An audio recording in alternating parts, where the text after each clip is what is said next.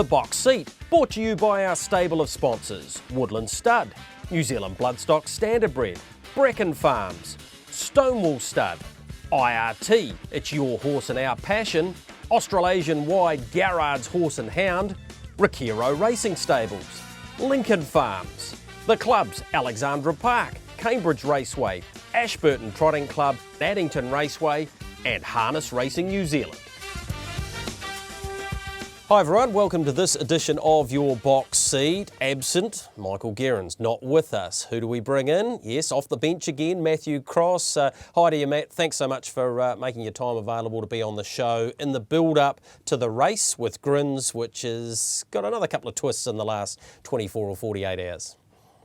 Yeah, hey Greg, hey everybody. Thanks for having me back. It's always a pleasure jumping on here and talking about the sport that we love so much. Everybody needs a bit of a breakaway every now and then, and clearly Michael Guerin has chosen this time of year to head overseas and enjoy a little bit of a sojourn over to Sydney, I believe. So we'll warm the seat once again.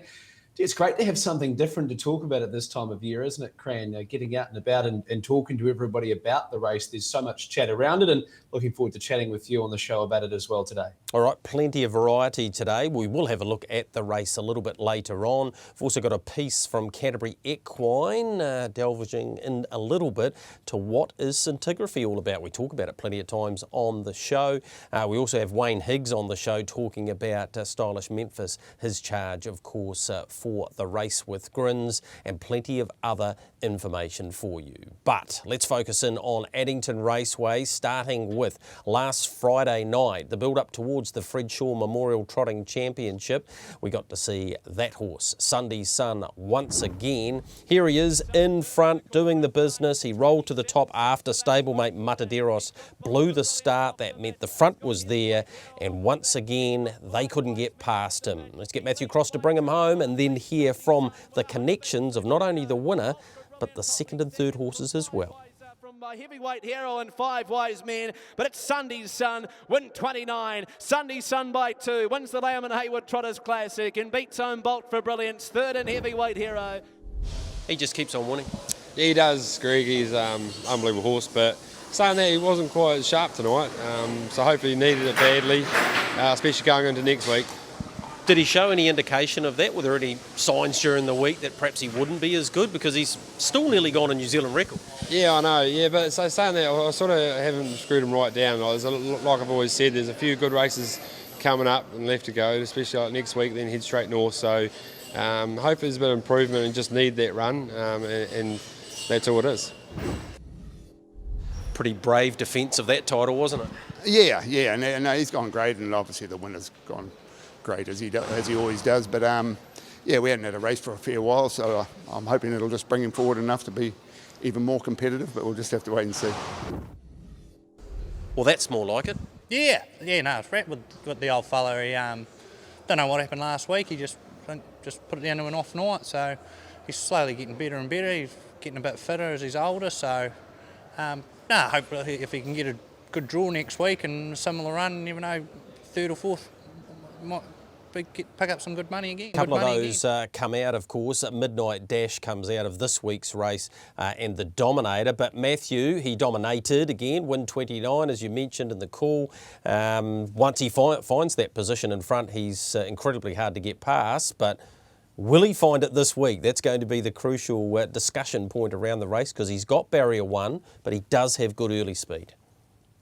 What a race it is this week. Gee, it's good. And I spoke with John Dunn during the week as well, Greg, and asked him if he really felt that Bolt for Brilliance is starting to bridge that gap back. And he said, absolutely. It's going to be a great race. Had you put Bolt for Brilliance in front and he leads like Sunday's Sun there, it sounds a little bit cliche, Greg, but he probably would have won if you put Muscle Mountain in the same scenario. But he's still run a pretty quick time, just a little worse than 3:15. Bolt for Brilliance, exceptional in second, and good to see Heavyweight Hero run a much better race. All of those horses will be far more screwed down for this assignment this week. He maybe wasn't as sharp coming off the back. Greg, you know, when John Dunn normally asks him for his effort between the 600 and the 400 metres, he really gets up on the steel and wants to roll. He might have just been not flat, maybe just not as sharp as what he normally is. So with that run under his belt, I think he'll be a massive improver this week, and throw in Oscar Bonavina. We're in for a right old cracker of a race. Yeah, of course, last year, Muscle Mountain got Group 1 win number 1 for Ben Hope, who's back in the bike this week. So looking at the market, Matthew, $1.90 for Sunday Sun, $4.50 Bolt for Brilliance, $8 Oscar Bonavina, $4.50 Muscle Mountain, and then you're out to $16 for Mataderos. Where would you be laying your wedge at this stage? I know things can change between now and Friday night, but who will be your top selection? Well, I think in terms of probably a betting perspective on the race, Greg, $4.50 for Bolt for Brilliance, I think is very backable at this stage of betting. Ben Hope probably holds the key to the race with Muscle Mountain. If he elects to push the button and gets in front of Bolt for Brilliance and Sunday Sun, Bolt for Brilliance is going to be off the peg. So then Tony Hurley, he's probably going to have more options than John Dunn under that scenario. And if Bolt for Brilliance finds the lead, I want to be on him. Oscar Bonavina is the horse that could surprise them all. He seems to be relishing since being out there at the beach. But Greg, if still a few days out from the race, if I had to single out one bet at this stage, as much as everybody knows Sunday Sun is probably my favourite horse, I think from a betting perspective, trying to get the people at home to make some money, the bookies have thrown you a little bit of a bone around the price of Bolt for Brilliance. Yeah, I think his price will come in as a result of, the support that he has and people anywhere, Australasian-wise, that know exactly who Sunday Sun is. 54th running of the Fred Shaw Memorial Trotting Championship, New Zealand Trotting Championship. Fred would have loved this race and loved the depth to it, so looking forward to that. Let's move on to the pacing feature on Friday night, the Coca-Cola. It is the Superstars Championship. Here's the key lead-up race to it, Matthew. Cranbourne in front, where he likes to be, and brilliant in the end. This was in the Fahey Fence Hire free-for-all. Ultra Wise Guy to his inside, Better Twist to the outside. Let's get Matt again to call them home, and then hear from successful driver Matthew Williamson. It's Cranbourne, the gift that just keeps on giving. They can't get past. Cranbourne beats home Ultra Wise Guy. Third in Better Twist and fourth to Photo. Well, he's in the zone. Yeah, definitely. No, he's flying the big fella. He's been handled patiently all the way through and is reaping the rewards now. Brent's done a great job with him because fresh up into tonight, there might have been a bit of a question mark there, but he looked magnificent and he raced accordingly. Yeah, he's even questioning himself a wee bit before the race, but, great trainer, Waddy, and he said he'd give him a few private sort of hit-outs at home, and, he definitely had him sharp for the night, and he actually won really easily. To be fair, the Superstars is next week, bit of improvement there. Then he's on a trek north and he deserves that opportunity, doesn't he? Definitely, you'd say on tonight, like any races he draws good and he's hard to beat even against the free-for-allers. He's stepping right up and like I said, he won very easily tonight. So, it's going to be interesting to see how he goes against the big boys. Well, he would have been in need of a run, but you must have been thrilled with that. Yeah, look, he had to do a little bit out of the gate, and it's his first run for a wee while after he was a little crook here at Addington. But he's come back nice and fresh, and Tim said he felt strong around the bend, but couldn't quite pick the other one up. But the other one's gone very good. He's a good front runner. Yep. Next week, and then a deserved break, and then you're going to attack those early season races here at Addington and perhaps qualify straight away for the Cup. Yeah, that'll be the plan. He's very good from a stand.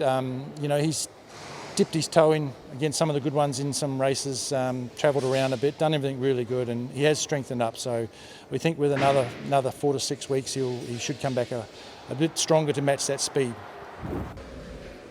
Well, the race pattern was probably always going to turn out that way. Yeah, Greg, I wasn't disappointed with it though. Like to sit parked and running them sections, she just didn't quite pick up the bit as much as I would have liked her to tonight. I mean, I know it's hard when you're running that sort of tempo, but no, I thought she ran a really good, genuine race.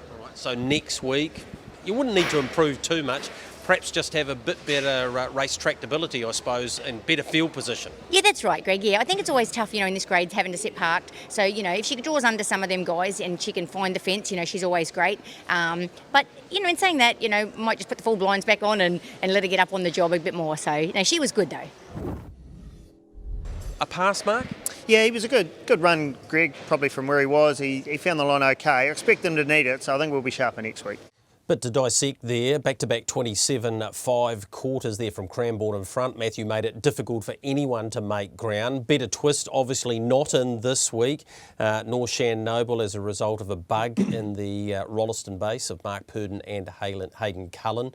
Yeah, it's going to be interesting. This race is the first time it's been run, the Superstars, as a free-for-all only. Since Chris and Me won it in 2013, it was the last time it was a 4-year-old and only race. But 2,600 metres, Cranbourne with the same draw, Ultra Wise Guy to his inside. Then there's Kango, Pembroke Playboy to their outside. AG's White Sox, who will have a look at some sectional shortly to enlighten your energy towards backing him, I reckon, this week. But a bit to dissect there. I just wonder, Greg, this week, if Cranbourne's going to push the button off the gate over 2,600 metres, finds himself in front by the winning post or working out of the straight the first time, who's going to come looking at him? Who's going to come for a look knowing that there's almost a 100% chance that you're not going to find the lead? Somebody's going to have to sit parked at some stage, but say Cranbourne finds the top. Your $2.50, does that not become $1.60? I want to be all over that $2.50 around Cranbourne. 2,600 metres, it's clear that Matthew Williamson is going into sitting on the card of this horse with so much confidence coming from the Brent White stable. I'll be more than happy to back him with his rivals drawn outside of him. If he finds the lead, I don't think they'll beat him again. It'll become a mathematical challenge for horses like Pembroke Playboy and One Change. I thought One Change's run the other night did have a fair bit of merit, Greg. He's got a long way back, and full credit to the little fella. He's kept finding through the line, although he didn't fill a dividend-bearing position. AG's White Sox was clearly very good on the clock, so there could be some suggestion that there's still some youth in the old legs. Pembroke Playboy was okay, maybe entitled to find the line a little better, but being a colt, willing to forgive him up to the 2,600 metres today. We do know that he has got a fair bit of brilliance, but I want to be on Cranbourne again this week, Greg. All right, he's $2.50. Of course, the Northerner Kango arrives at Addington. He's been here before, looking for success number one. David Butcher has won this race on a couple of occasions, all Tiger and changeover. $3.60 for him, $5 Pembroke Playboy. That might even drift. Ultra Wise Guy is probably backable at $7 because he can get off the machine quickly. And from the inside, he's a sport. Good edition of the Coca-Cola Superstars, albeit a small on numbers race. Let's have a look at some sectionals from our team at Addington Raceway. This is the Ultimate Racebook. AG's White Sox, that's why you want to have a look at this, Matthew. 152.5 time equivalent. His last mile, 54 and 26. So he got held up in that last 300 metres as well. And there's the details around Bolt for Brilliance and also Highgrove, who flashed home in a lower class race, showing you that he's right in form. So the Ultimate Racebook, go to addington.co.nz. You can check out all of those facts and figures. Let's have a look at one of the other features at Addington on this Friday night. It is the time-honoured Leonard Memorial. This is the Cheviot Club's race meeting. We're having a look at runner here in Cardi B, who's in front and dominating from the top end to its outside. Waterview should be harder to beat this week, Matthew. Madame Delight's drawn the inside out of Miss Elsie, so plenty of good breeding there. And Mystify Me getting through on the inside. Hit the line strongly. More about that runner in a moment. But Cardi B, if it finds the front once again for the Tom Twyder, Katie Cox combination, will take some catching. Yeah, she rated it beautifully on this occasion as well. And I guess the thing with these two-year-old fillies races is, does anybody really want a massive gut buster hitting at this stage of their career? I would think not. So if Cardi B works her way to the top, Katie drives it basically the same as what she did last time out. It'll take something pretty good to beat her. Madame Delight's looked okay, gets the Better's Delight factor coming into the race. Could be one to watch off the inside draw. And I think Mystify Me got home okay, Greg. A little bit of a tricky race to hit anything with confidence. Winning form's good form. She's won 2 out of 3. It is certainly hard to go past Cardi B. All right, just on Mystify Me, spoke to Nigel Armstrong, the Westview man, of course. Will race in the Clerk of the Course colours, and any money the horse earns, 5% of that will go towards the Graham Me Fund that we mentioned on this program last week. So good on Nigel and the team there for doing that. A couple of other races I wanted to review from Addington last week. Manhattan getting the job done here. Bob Butts colours to the fore. Colin De Filippi in front, and 3:13, 56:27, 2. That Sounds of Cash to the outside, and Pretty Brave and Terra Maria, nothing wrong with it either. Cheezel just gets held up back on the inside, but pretty nice sort of mare, this Manhattan, Matthew. Yeah, once she finds a one to the top end like that, always really hard to get past, just keeps on rolling. I thought John Dunn gave you every opportunity with Sounds of Cash, got into the race at the right time, and Terra Maria's been very consistent running in behind some handy horses this time. But another example, Greg, if they are able to back it off through that middle half at the Addington Raceway and maybe make it a second or 2 seconds slower than standard time, it's just too hard to make ground. And you put a class horse like her on the top end, they're probably never going to get past. She's going great guns. She's been good enough to win good races in both islands. And yeah, she's certainly worth a fair bit in the Broodmare barn. And what about the combination of CJ DeFilippi and RJ Butt? When Colin DeFilippi pulls the Bob Butt colours on, he must feel like they're bulletproofs. I am hearing that this week it'll be reversed. Colin won't be driving Friday night and Bob will pick up the drive on his team, I believe. So, yeah, they'll reverse things this week and a bit of payback for the job that CJ's been doing, I suppose, in respect to what Bob Butt has offered him. Well, we don't see this very often at Addington Raceway, a 100-to-1 shot winning. I was lucky enough to watch this with trainer Roger Austin. It's won 3 of its last 6. The Dennis Bennett, formerly Dennis Bennett trained BJ Lindeni, 15-15 in the betting, dashes home late and just gets the win on the line for Jim Curtin. In the colours, of course, of the late Mike Austin, who Roger's taken over the colours, and Jim Curtin drove quite a few winners for Mike as well. So a big win there, and 100-to-1, $100.10 to be absolutely exact. Back at the head of the field, BJ Lindeni. Let's have a look at a couple of other races for Addington Raceway on Friday night. Premier meeting that it is. The first of those, Majestic Lavros, who's a former South Bay Trotters Cup winner, these days being trained by Derek Jones. Gee, this was impressive. Gets over the top of Eurocash. Behind it, directly behind it, was Enhine, who we mentioned on the show last week was coming back to the races, and to Enhine's inside is Dubois, but Majestic Lavros takes its place in race number 7. Gee, it'll take some beating. 326 overall, home in 59.29 in the hands of Robbie Close. The other one I thought would be hard to beat Friday night is Swagger Man, who wins this trial, beating Monaco Grace. They got home in 56.3. That's David White in front. Swagger Man has always shown enough ability to win at least a maiden, and I think it will be doing that for a very good stake of $15,000 on Friday night. So that's race 2 in Swagger Man. Big night at Addington, 9 races on the program there. As we take our first break here on your box seat, Regan Todd, he continues to reign supreme out there at Woodend Beach. His team is flying. He is one of his 2 winners from Sunday, which took him to 200 career winning performances. Playfully winning the Qatari Downs 3-year-old. And on the other side, plenty more information for you here on your box seat.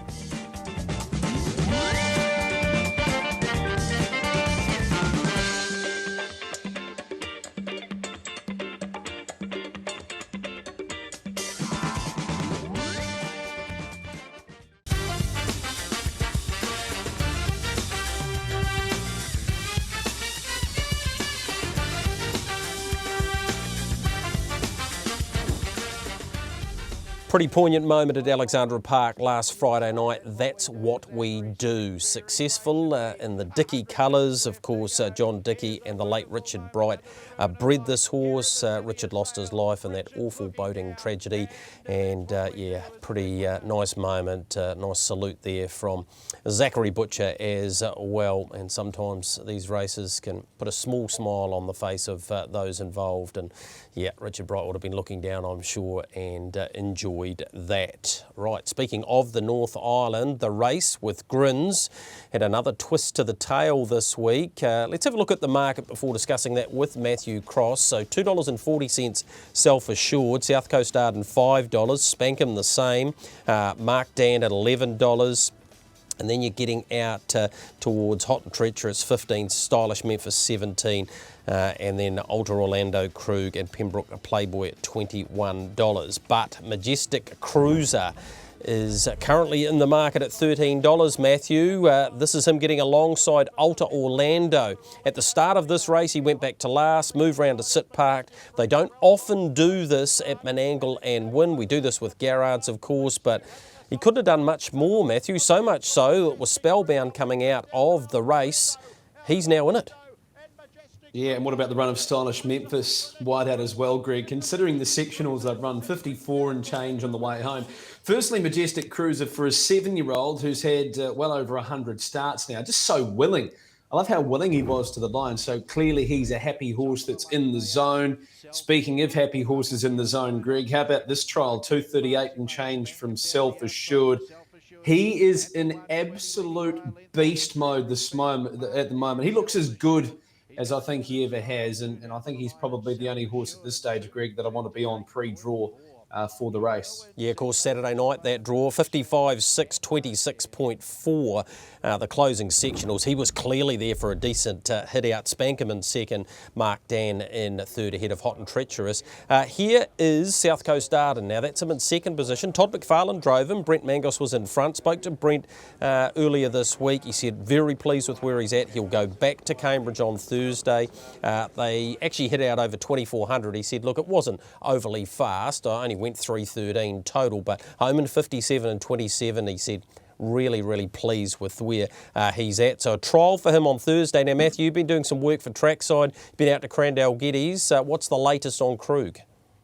Yeah, so Krug's having a private hit out at Alexandra Park, so there's no trials for him. So they're taking a little bit of a different guide into the race. I guess they've probably had to patch him up a little bit, Greg, after his campaign over there in Australia. There would have been a few tyres, I think, broken within the horse after a couple of those races. So they may have just been on the back foot a little more than some others. But look, if you're going into a $900,000 race, you have to be going into it with confidence. And everybody that I've spoken to this week are all quite bullish about the race and their chances. Mark Purdon gave me great confidence around Self Assured. Speaking with him, he said that he's a horse that's absolutely in the zone. And Crandell Geddes, without giving too much away, I think he was pretty happy with where they're at with him. But look, a lot's going to come down to the barrier draws for most of the horses, Greg. I think Self Assured, barring drawing, won the second row at the moment. The way that he's going, all things being equal, is a well and truly deserved favourite. Just back to Spellbound, commiserations to the connections too. Nathan Purdon bought the horse out here along with Michaela Lewis and the Spellbound team, and obviously paddock accident, not ideal, but she is okay and she will recover from that. Matthew, what it has done is we've got 3 young gun Australian drivers in the race now. Cam Hart, who we know well here, came for the Junior Drivers Series. In fact, I think he won the first 3 in the Sarah O'Reilly Australasian Drivers Championship. He leads the Drivers' Premiership over there with 63 wins. Obviously, you got Jack Callahan, who's flying, and Jack Trainer, who you know well. So they'll have no fear going into this race. This should only enhance the battle, particularly early on. And I think that makes it so much better, even for a horse like Self Assured. If you're just posying up and just letting all of that speed unfold to the inside of you, you know that the speed's going to be there. So that gives you great confidence. We're not sort of looking at a race where you're going, oh, they might muck around up front and make it awfully hard for me to get into it. I think it'll be truly run.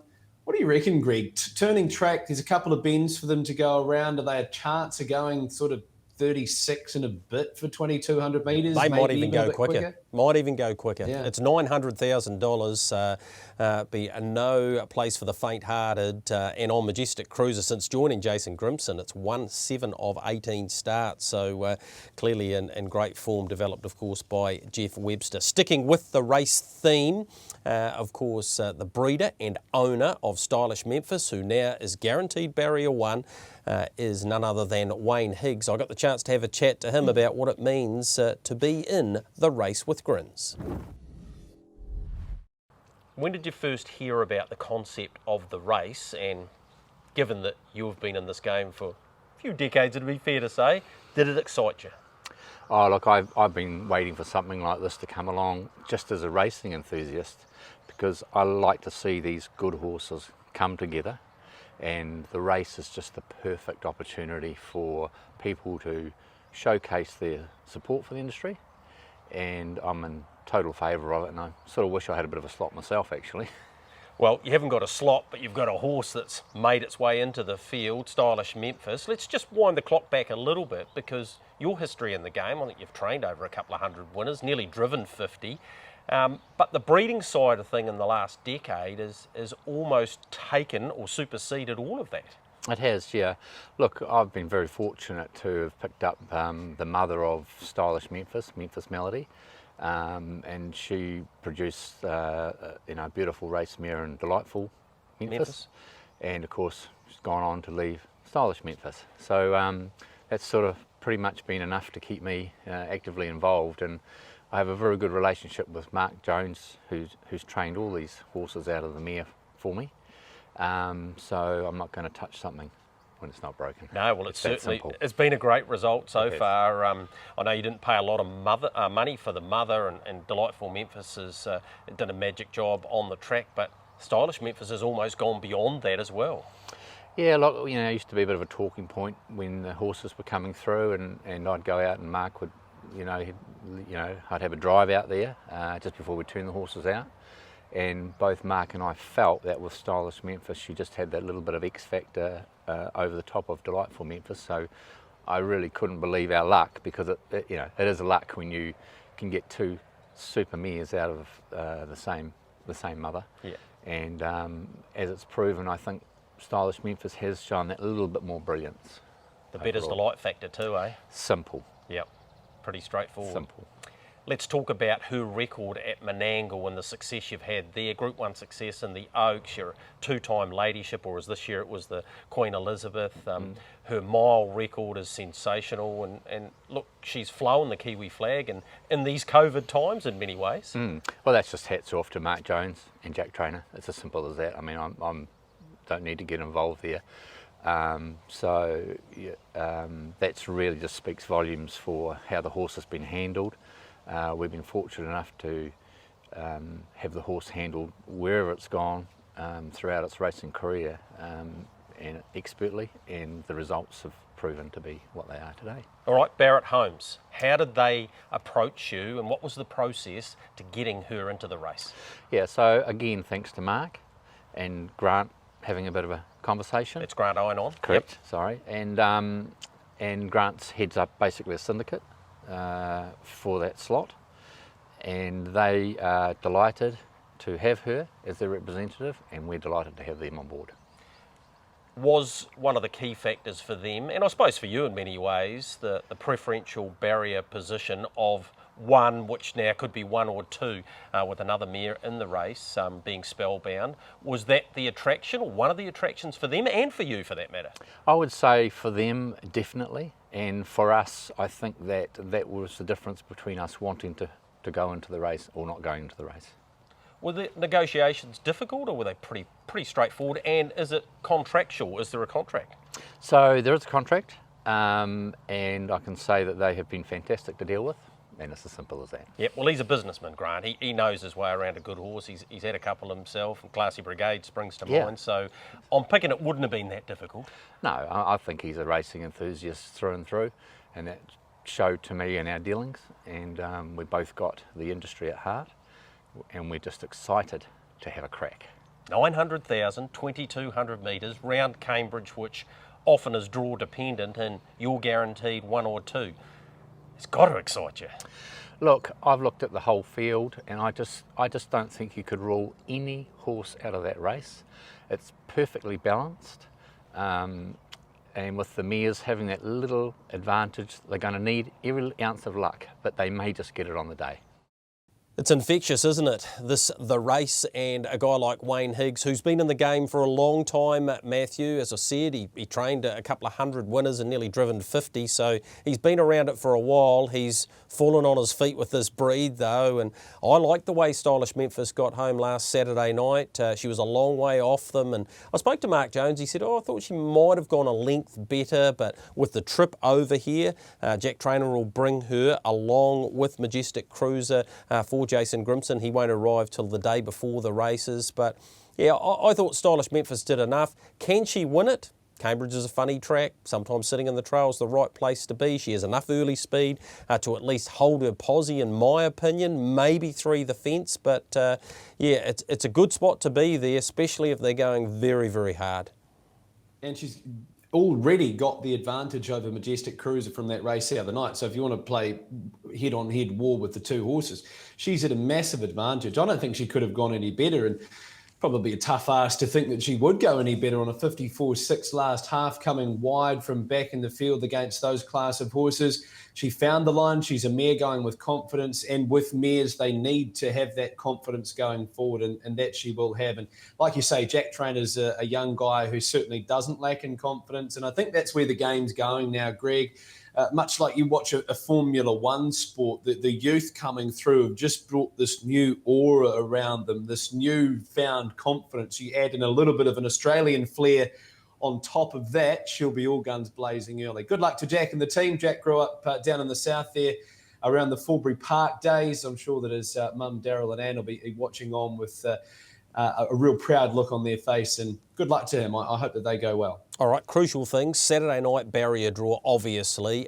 We know Stylish Memphis has won, but the rest is really up in the air, and we'll add so much to it. The second part to that is Trackside will have a preview. You guys are doing that on Monday with some of those stories you've been out and about shooting, and then Michael and I will do ours on Tuesday. So you'll get to see both sides of the fence, for want of a better term, Matthew, because you'll have Whale alongside you, and I'll have Michael Guerin. So there'll be plenty of information for the punters to dissect, and they've got a good undercard for the Cambridge meeting as well, so you'll be on track with the Whale, so there's going to be a heck of a lot of information for the punters.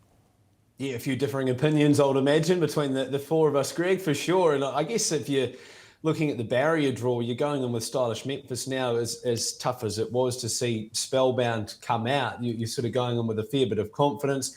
Another talking point, I guess, during the week, Greg, is the fact that Majestic Cruiser was chosen over maybe a horse like Cranbourne. There's probably a wee bit of food for thought there that Cranbourne may be a little bit hard done by not making his way into the race, but I understand a lot of people have put up a lot of money and it's their decision. But look, I guess if your Cranbourne and horses could talk, he'd probably be scratching his head thinking, gee, fellas, what more do you want a man to do after what he did at Addington the other night? But look, he'll get his time, and I'm sure this time next year he'll be one horse who'll be well and truly sought after the way that he's going. Yeah, look, I had a philosophical chat, if you like, to Brent White exactly about that. He'd penciled him in on the truck on Thursday.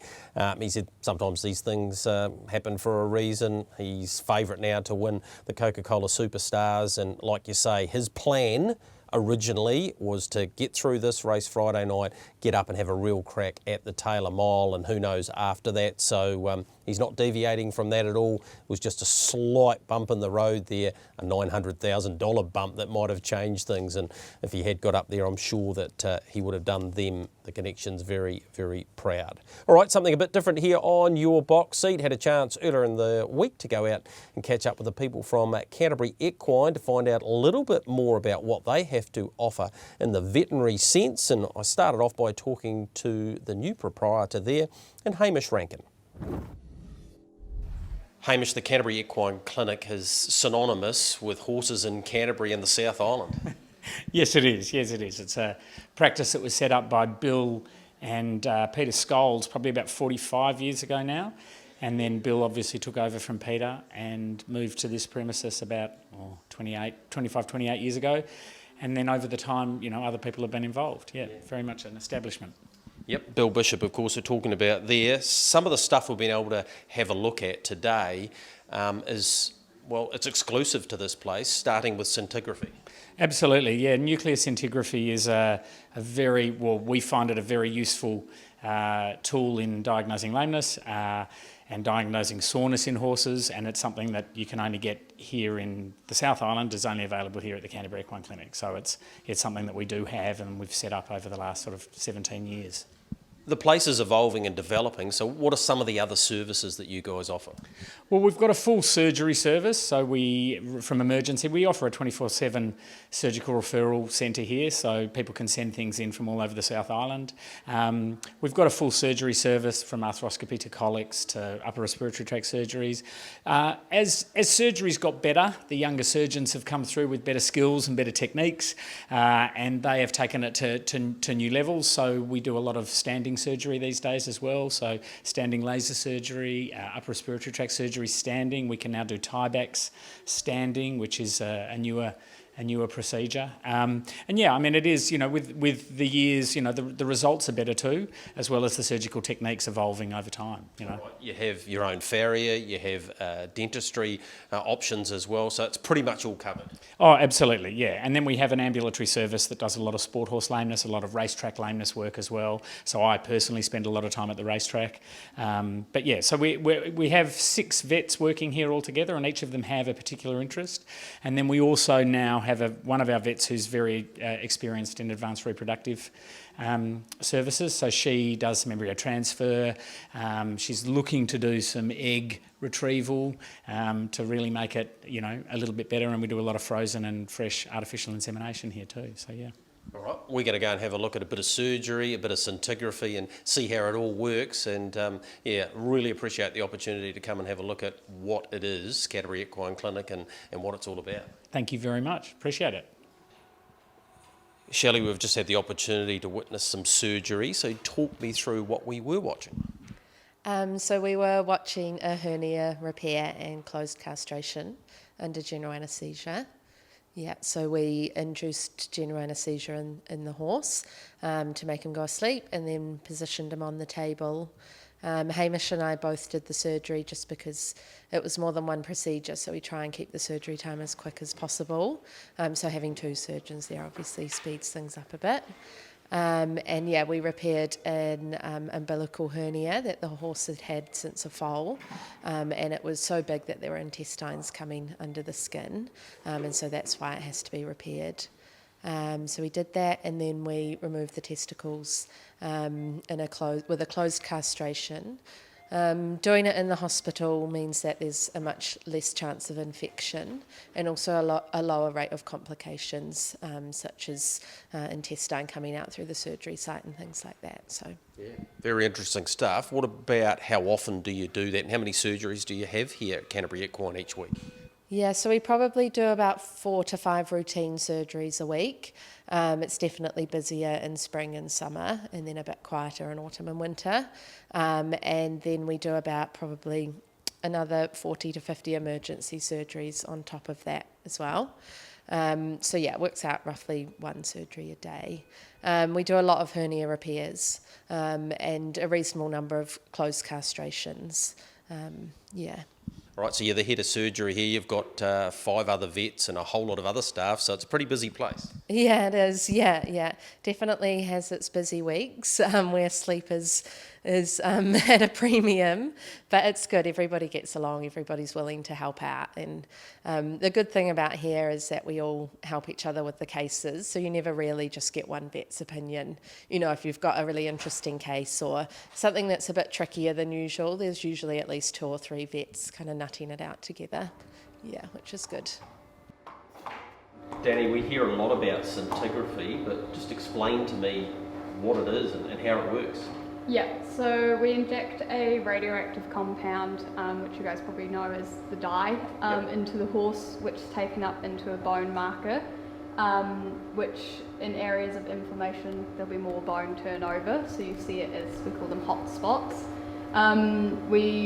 The horse usually gets dropped off the day before, stays overnight, we put a catheter in the morning, and then we give them about 10 minutes of work to get their blood circulation up and everything, and then we inject the technetium, it's called, and then 2 hours later we'll start the bone scan, and then it appears like this. So some areas of bone have a higher input anyway than other bits, usually around joints and everything. They will have more bone turnover all the time, so it's fine. And then we have some areas of hot spots on other ones. All right, you've got an example of some of those here for us? Yeah, so this one here is a horse that actually ended up having a fractured fetlock.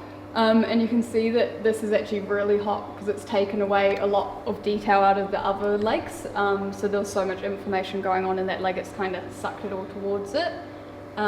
This is another one which had a stress fracture in its tibia, which you can see there, and you can see on that right leg there's nothing there at all, so that's reasonably hot as well.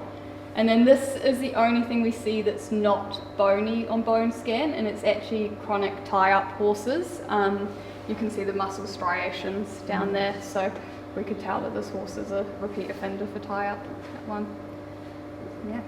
So what's the standard bone scan, for want of a better term? Are there different types, so you can either have a full body or a specific area? Yeah. So we usually split it into, you either do full body, which includes neck and back as well, and all their limbs, or we do head, neck and forelimbs, or we do back and hind limbs. So each time they need the same amount of radioactive compound into them, but it just makes it a little bit cheaper when you already know where the problem is. If they're lame in their back leg or front leg, it's fine. Pretty interesting work, isn't it? Yeah, it's good. We find some pretty cool stuff, which is good. And yeah, the worst part is getting them to stand still for 2 minutes. Yeah, but I understand that this is the only scintigraphy operation in the South Island. That will make you pretty busy. Yeah, it does, and we get referrals from down south and up north and everything, and lots of locals as well. So, and yeah, from plenty of other vets as well.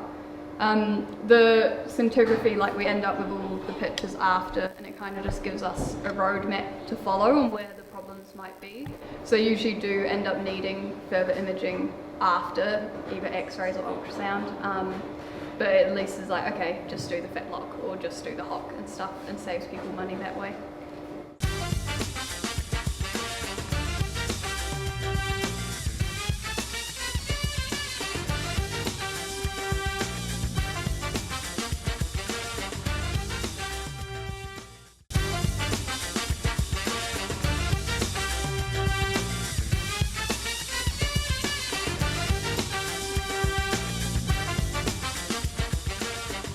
Welcome back into your box seat. Yes, brought to you by our stable of sponsors. A very big thank you to them once again. Matthew, just back to that Canterbury equine piece. It was really interesting to get an insight into what scintigraphy is all about. You hear a lot about it, and I just thought it was poignant to go there and have a bit of a look and get an insight to exactly how it unfolds.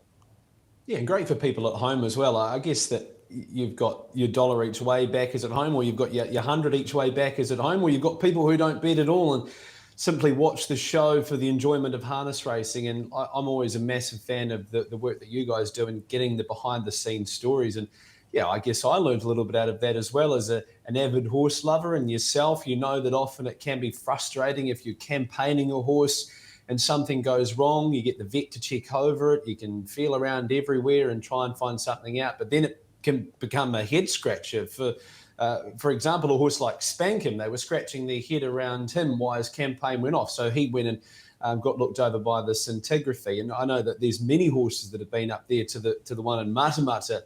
You've heard us speak about horses going via Matamata on the way home to go through the scintigraphy. So I think it's a great addition for Canterbury harness racing and racing in general. I'm sure there'll be a few thoroughbreds that are willing to stop in there. It was a really insightful piece, Greg. I rather enjoyed that. Yep, no, it was excellent to get out there and just get onto their website. You can check that out. Just Google Canterbury Equine and you'll see all the details there.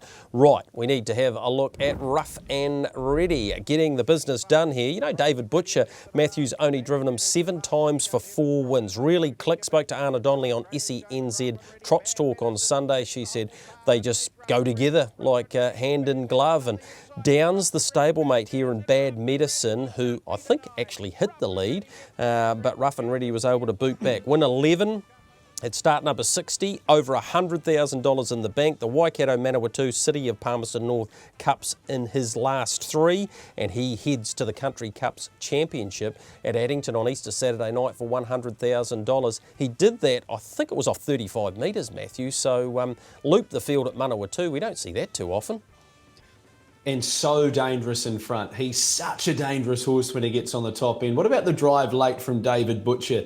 He's whipped the hood off, never turned the stick. Basically, it was hands and heels sort of stuff. A great example of a driver, David Butcher, that probably wins more races by being kind to the horses in the concluding stages, rather than getting all excited, moving around in the cart, waving arms and whips everywhere. Often David's very still, he has confidence in the horses, and his kind approach has won him so many thousand races along the years. And as you say, that horse was headed halfway down.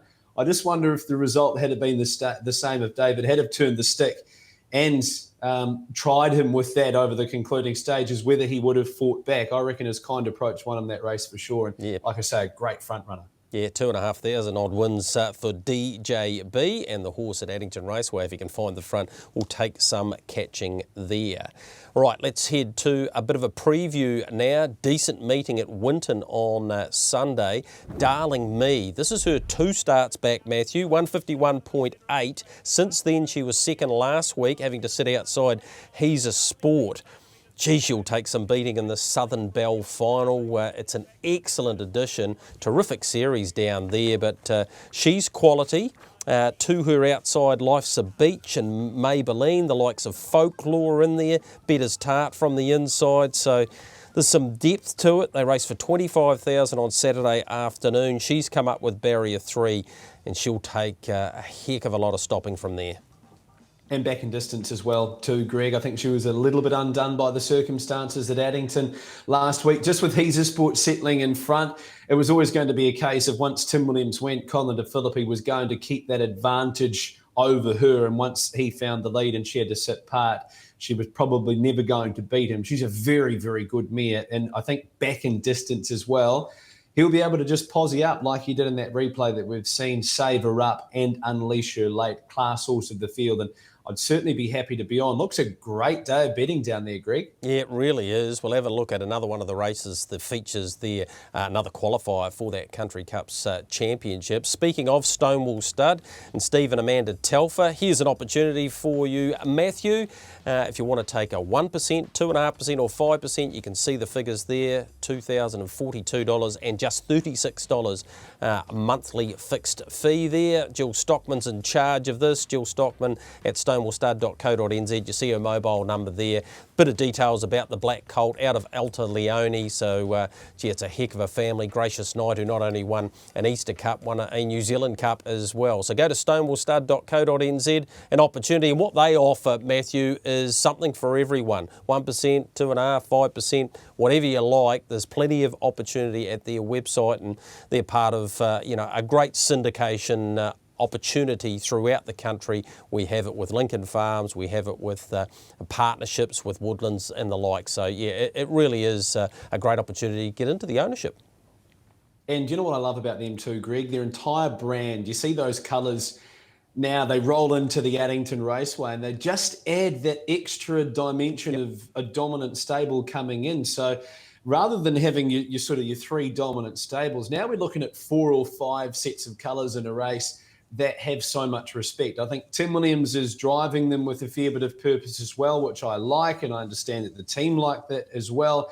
They were happy to travel. So they're basically all over the country now, Greg, and they're getting a lot of respect. I take my hats off to them. They've obviously spent a lot of money.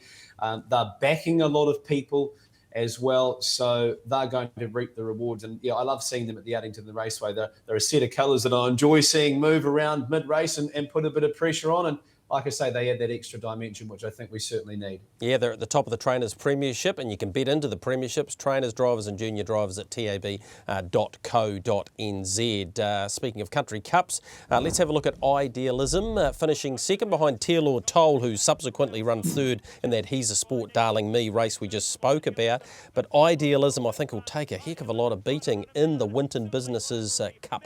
This is him finishing second. Alistair Black, Brad Williamson. They've got a strong combination there on Saturday. If you just want to back one combination, they are probably the way to go. And I expect him to take a lot of beating. Idealism, finishing second in his last 2 behind On the Rocks and Tearlaw Toll. From that Country Cup to the Mount Hutt Cup on Sunday, the final qualifying race for the big final Saturday week of the $100,000 Country Cups Championship. Let's have a look at Homebush Lad. I wanted to show this, Matthew. That's him back in the middle. He gets held up a wee bit here, and his last 100 metres I thought was excellent. Buckskin in front, and yeah, I like the way Homebush Lad got home, plus he has the advantage of being only off 20 metres this week as opposed to 30 there at Rangiora last time. They've been so competitive, these races, haven't they? You think right back to post-Cup week when we sort of started running around with these races. Everybody's sort of been shared around. Good field there on Sunday as well. I look forward to maybe seeing Coravelli Star bounce back to his best. He's thrown in some Right old disappointing runs this time in Greg Coravelli Star, but if you go back to his run over the mile and behind One Change, his running behind a Cooter up in Nelson, I just hope that they can get him back to somewhere near his best, and he gets his opportunity to there on Sunday. Coravelli Star, certainly one to watch, and good to see Art down here in this as well. He's going to add another dimension, but yeah, Homebush Lad, if things go his way, would be an awfully big hope there in the feature on Sunday. Yeah, Karana for John Hay, I think it's in there too, and Buckskin. Yep, all of those that you've seen in the last couple of months taking their place in what should be an excellent race, the Mount Hutt Cup on Sunday. All right, let's have a look at the TAB hits and misses. All-American Lover, big bet there at Winton, 9,300 came off, as did the Tommy Waterhouse Sunday Sun, all by myself, and Franco Marek, who started off the unruly over 2,000 at Rangiora. Not an easy spot, 2,600 at $1.90. No fear, was in the 1-1 throughout and never looked like getting beaten. A few that went by the wayside. The first race, Bupper Scrub ran third from memory. Darling Me getting beaten in the race we showed you, won by He's a Sport, and Zarias getting beaten at Alexandra Park. What about in terms of the map for this week? Where can you go harness racing in Aotearoa? Let's have a look at that for you now. The Waikato Bay of Plenty meeting there Thursday. 9-race program, 5:08 the start time. In fact, I think they've only got 8, so it's 5:33 the start time. Alexandra Park have 8 races too, and they're underway at 5:54. Big night Addington. Group 1 racing, $100,000 Fred Shaw Memorial New Zealand Trotters Championship. The highlight featuring the reigning horse of the year, Sunday Sun, but he's got a few challenges this week. Winton, Southern Bell Final, 25,000, and the Winton Businesses Cup there for 20,000, and Winton have a big program there, so much so they've got 11 races, 11:50 the start, and then 11 races on Sunday to boot at the Mount Harding, including that last qualifier for the Country Cups final. Matthew, last week, Michael and I let the Rakiro Racing team down. We need to bounce back. What's your best bet of the week for us? Help us out. Well, he paid $15 and $4 and ran second last week, Greg. You won't get $15 and $4 for him this week. He's in a 2,600 metre standard race, 8 at the Addington Raceway. Here's Herbie is his name. Colin DeFilippi's on the sideline this week, and like you say, I believe Bob Butt will be taking the drive aboard him. Whoever drives him anyway, I think will be in for a pretty cruisy ride. He looks a good thing there in the 8th, Greg, and I'll be happy to take the shorts around him. If the bookies don't open them favourite, fill your boots. I know you're a fan of the horse for sure. Majestic Lavros for me, just throwing into this race. You saw the trial earlier in the program. Would only need to trot all the way to take a power of beating in that. Artie's Express, the best bet for Jason Broad in race 10 there at Winton on Saturday.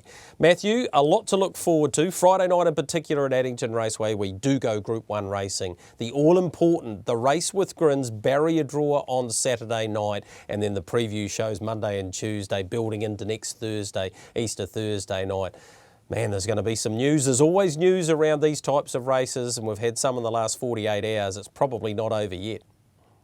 Yeah, absolutely, Greg. And as far out as we are from the race, there's still that opportunity for something crazy to happen in the lead up to the race, which the coverage has been fantastic as well, Greg. I'm looking forward to the Fred Shaw on Friday night. Bolt for Brilliance, Muscle Mountain, Oscar Bonavina and Sunday Sun. Not often we get 4 big guns who are probably at the peak of their powers all lining up. Normally we've had, that one horse who's come through and been so dominant in the trotting caper, but it'll be a ripper there on Friday night. And yeah, I look forward to calling that. Last year it was Muscle Mountain. Can Ben Hope make it 2 Fred Shaws? I think he'll be a big chance to do so as well. And he will be chomping at the bit, Greg. He's been on the sidelines a little bit this year.